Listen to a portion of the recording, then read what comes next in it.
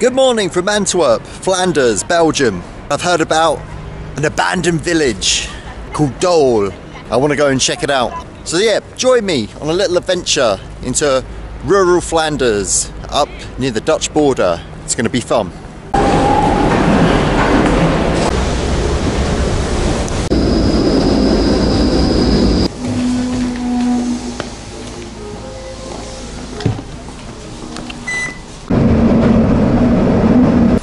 Krijgsbaan. Eindhoven.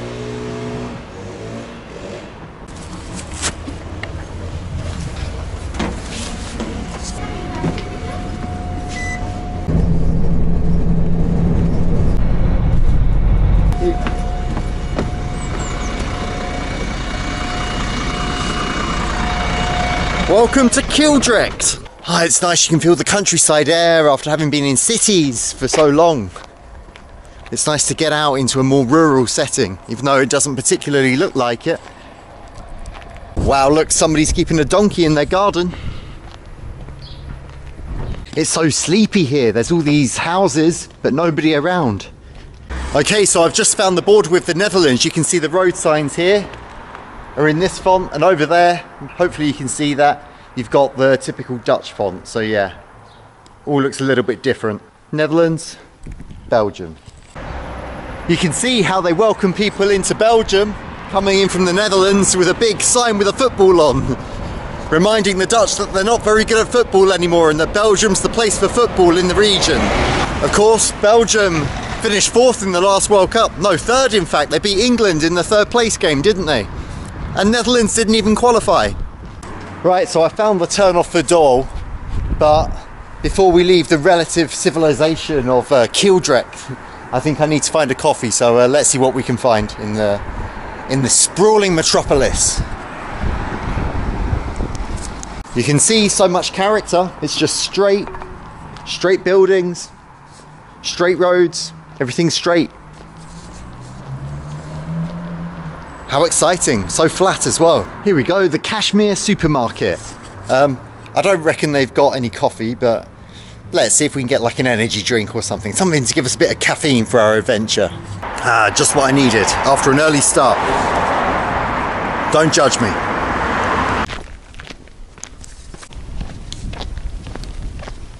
Wow, look at this scaffolding shaped into a heart. I'm sure it's more for like Christmas lights or Valentine's Day. They've put the lights on, and the Dutch and the Belgians show how much they love each other by lighting up hearts on the border.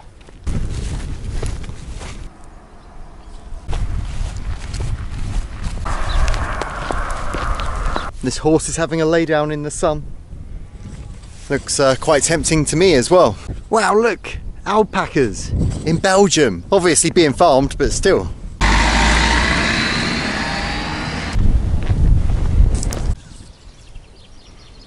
Looks like an abandoned farm.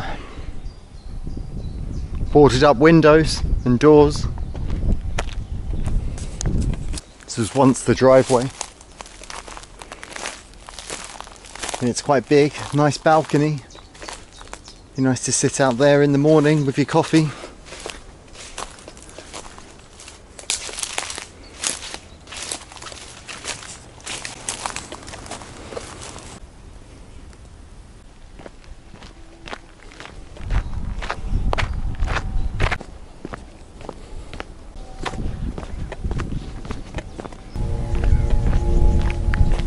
Polders zijn ook natuur. That means polders are also nature.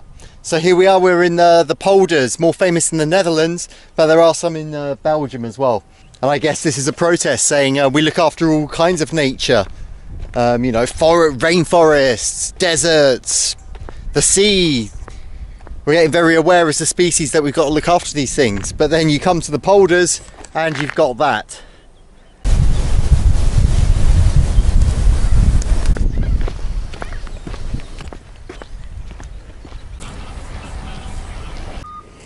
I've stopped off here at the Hedwiger Prosper polder. These polders are quite amazing, really. It's the mouth of the river Scheldt, which runs through Antwerp. You might be able to see over there, there's like a huge container ship, and it looks like it's just going across the countryside because the land's so low here.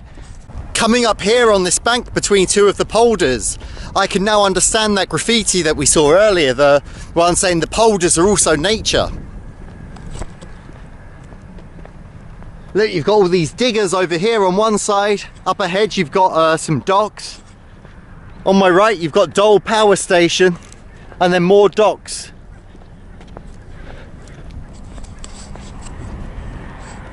And you have to admit, it probably would be a much more pleasant area to walk through, much more natural without all of these things.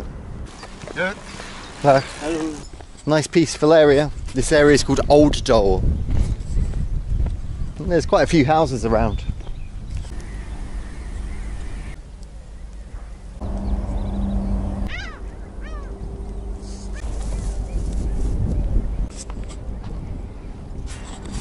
Do you want to climb the tower? I do. Let's go.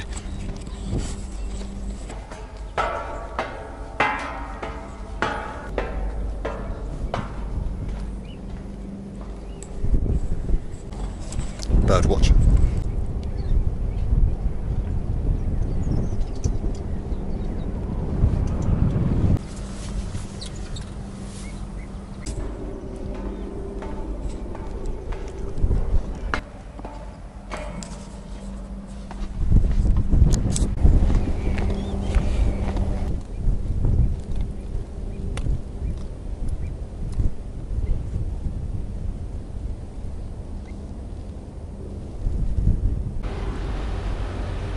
This is called the British Monument. It's the glory of the British anti-aircraft batteries and the Royal Air Force along the Scheldt. And here it has the dates, September 1944 to May 1945. Nice little monument to cooperation between my country and this country.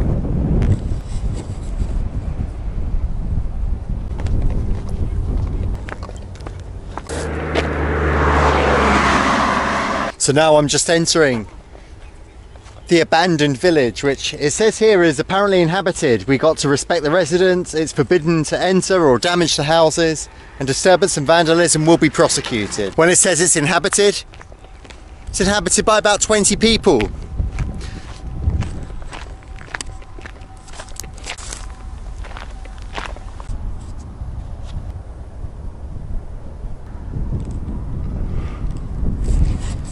Have you ever seen a windmill on a sea wall before?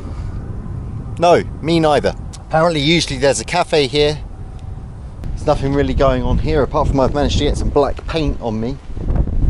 Wednesdays, Thursdays and Fridays it's usually closed. Lots of rules of course, no picnic, no bikes on the terrace. Not open today and it's Monday, so let's see what else there is to do in the abandoned village of Doel. Oh, there's an ice cream van. So this is what I'm more interested in. Look, these abandoned houses. It's just got this apocalyptic feel to it. Especially with the nuclear reactors in the background as well. Oh wow, look at these bird boxes. Look, an entire street just abandoned.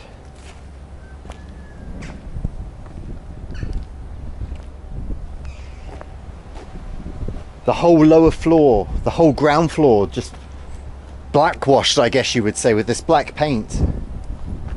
Modern art now lies as just a piece of rust. Holes in the ground. I wonder if these street lights work.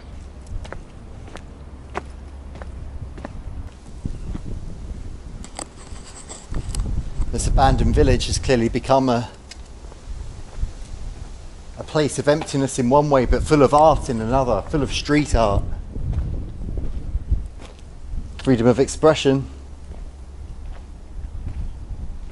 Lots of paintings, lots of murals, seemingly unconnected, except for them being effectively permitted through the abandonment of this town. So this is called the Visserstraat. Visserstraat, meaning Fisherman's Street. So you can imagine you would have had fishermen living along here in their houses. They would go over the bank in the morning, maybe into their boats, maybe just fishing from the bank. There are a few people around today, people just curious like me, I guess, or the odd cyclist going through, advertising some kind of renovation project.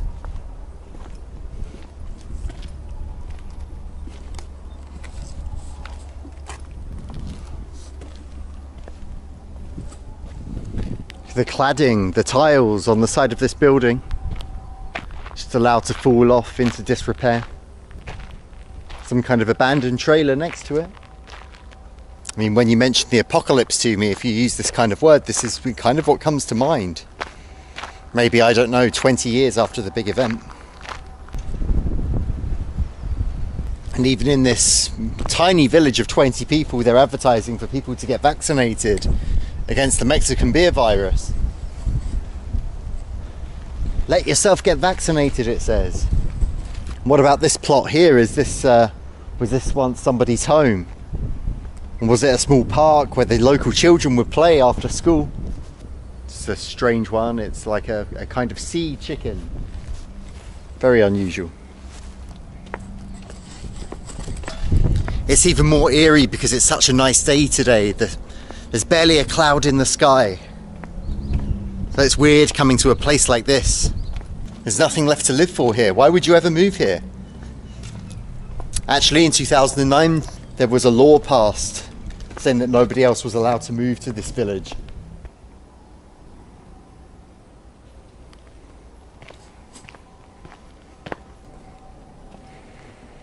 Art from the lost city, of course. Maybe this is a good place for me to tell you about why this is a lost city. Back in the 1960s, the port of Antwerp, just about 15-20 kilometers to the south of here, was expanding more and more, wanting to do more trade with the rest of the world. And they wanted to expand the docks, and so there was a mandatory order put out for the houses here to be sold, for the people to leave their houses behind, to go and settle somewhere else. And they would put some new docks in just up there. But many of the residents refused, and they carried on refusing through the 1980s. This carried on rumbling all through the 90s as well, until eventually there were only 20 people left here. There's a standoff between the people who wanted to expand the port, the authorities, and the local population who didn't want to leave their livelihoods, their village behind.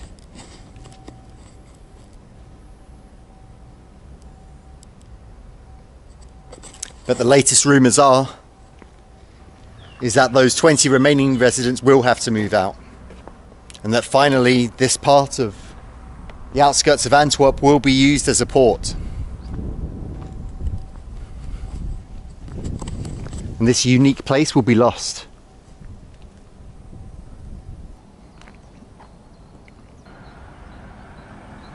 Here is what looks like the old school, and this would be the field they would have played on. The climbing frame, now fallen into disrepair and a bit of a tourist attraction. Nutters like me interested in abandoned places coming to have a look. I would love to perhaps meet one or two of the residents, have a chat, find out what keeps them living here. Why would you want to continue living in a place like this? I mean, it's fairly interesting, but there's almost no amenities. My guess would be that it's on principle. You should never be turfed out of your own home. There were quite a few of these green spots of land left behind. Most likely some of those who didn't join the resistance, who were happy to have their houses sold and to go live in perhaps Antwerp or even Brussels, to go start a new life away from the sea, to give their families a new chance perhaps.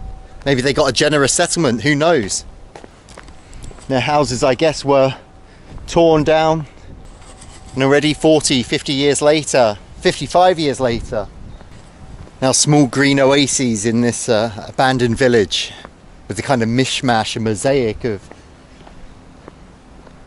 houses which are still standing but empty. There must also be some houses standing which house people. I mean, there's 20 residents here. Whatever floats your boat. I guess the local artist could do some English lessons from a good English teacher.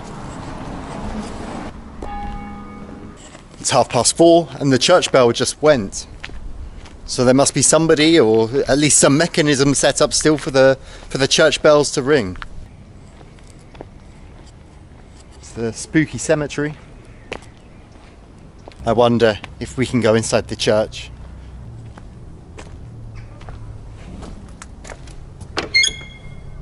Oh, it's locked. Okay, so this sign is explaining that gatherings of more than 3 people after 9 o'clock in the evening until 7 o'clock in the morning were forbidden. So I guess maybe they had a problem here of attracting like some kind of illegal outdoor parties or something like that. You can imagine it would be an attractive kind of alternative location for these kinds of gatherings for, I don't know, the local kids or young people from the surrounding towns and villages to come here, stay out all night, party amongst the cool art, drink a few Jupilers, get messed up, you know, just like we all did when we were kids, you know.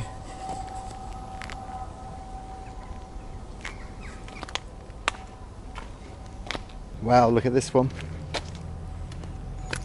Big house, there's even a rabbit in the garden. Even abandoned garages. There is one interesting one here, I think. It says, "Ode to my family, love Faye."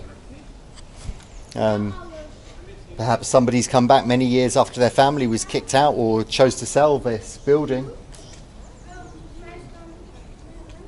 I mean, the 20 official residents, surely they must be people just maintaining property here at our principal. Surely they must be practically living somewhere else in the city of Antwerp or somewhere, and just owning land here on principle, because I couldn't imagine making a life here anymore. I mean, what would you do? Okay, there's the cafe to run. What else? You can't have 20 people working in this small cafe. Poland seems to be very well represented amongst the graffiti here. Seems like the Poles, or maybe the Polish diaspora. We have quite a Polish diaspora here in Belgium. Find this place interesting to come and have a look at. Definitely a cool place to come and take some photos. It seems like there's some strange political messages here. I mean, protect gay kids. Okay, yep, great. I'm sure most of us will agree that we should protect gay kids. But why write it here? Why not in a big city like Antwerp or Brussels? Why come here to write it? Ah, wonderful. People from Brussels have been leaving their graffiti here. Saint-Gilles 1060, that's the postcode for Saint-Gilles. Saint-Josse 1210. Saint-Gilles, the neighbouring commune to mine. My neighbours have been here. I feel like less of a pioneer. More from Poland. If you're Polish, tell me, why when you go abroad to do your graffiti, why do you just write Polska? It's like me just writing England. Okay, you have the feeling that some of these here are perhaps not just houses, but also some shops, used to be shops, former shops. Maybe they sold giant Lego bricks like these. Certainly I can picture this being somewhere you would come to get your coffee in the morning. Or maybe just a general shop to get your milk and biscuits. To get your, what's it called? The spreadable stuff. Your speculoos, your speculoos spread in the morning. If you're Belgian and you're watching this, I bet you have speculoos on bread in the morning. And if you're fans of Mary Poppins, you'll see supercalifragilistic espialidocious. For some reason, graffitied here in a semi-abandoned village in Belgium. Really bad graffiti of Bart Simpson. Reminds me of like the kind of graffiti I might have used to try to draw on my school books back when I was a teenager. Alexandra B est une salope. That means Alexandra B is a slut. Great. So this kind of feels like the street of insults. Or randomness. Very random graffiti here. You got here, Moon Sailor. Well, I thought it was Sailor Moon, this Japanese cartoon, but you've got Moon Sailor. Why not? Okay, I quite like this one. This is a French play on words. In French, the word for Christmas is Noël. Here you've got Joyeux Doel, which means instead of Merry Christmas, Merry Doel. Enjoy the village, the abandoned village. What an unusual place.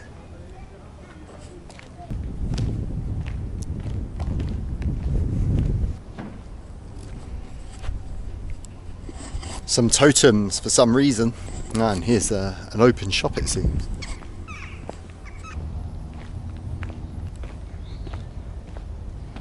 Look at this door frame, just still here. Whatever was around it before has just gone.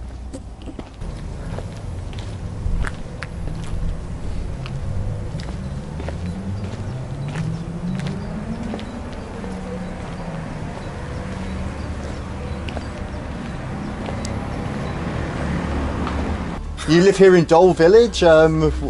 Did you always live here all of your life? No, I live here now 15 years. Ah, 15 years. Yeah. What attracted you to live here? In the beginning, then there was we live here with I think 700 people.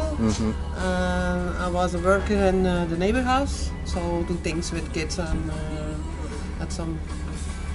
Yeah, I'm not so very good at running. Cool. No, you're fantastic. A little social worker. Yeah. Yeah.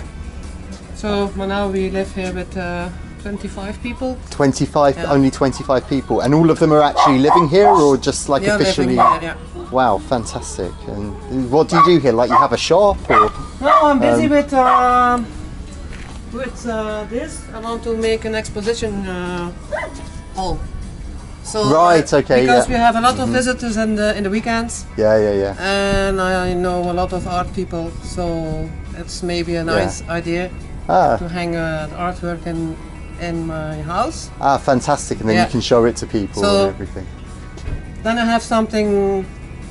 Then I have something else to do, but it's also social. So yeah, exactly. Yeah, you connect people with each other, and that's.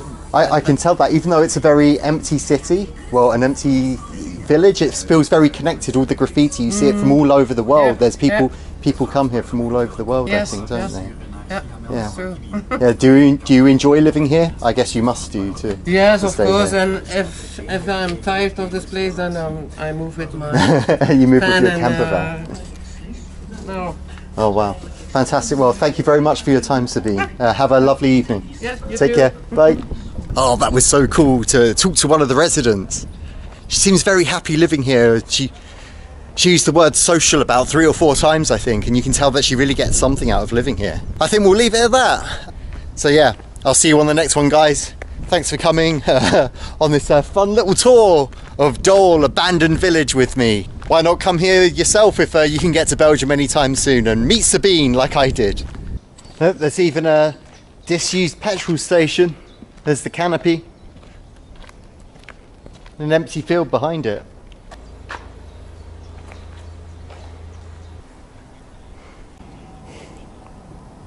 Something I quite like, the main road to Doel is called England Road, Engelse Stenweg. See, 1 bus per day, 7 o'clock in the morning. Fantastic. Such a well-connected village. Well, a bus just passed me, but it said it's out of service, so why is there a bus driving around this empty area? I don't get it. You could lay on a bus service for me, so I can get back to Brussels quicker, without having to walk an hour and a half to Kildrecht. So the Doel village where we were hanging out is advertised here as Doel Centrum, Doel Centre. Seems a bit exaggerated to call it the town centre.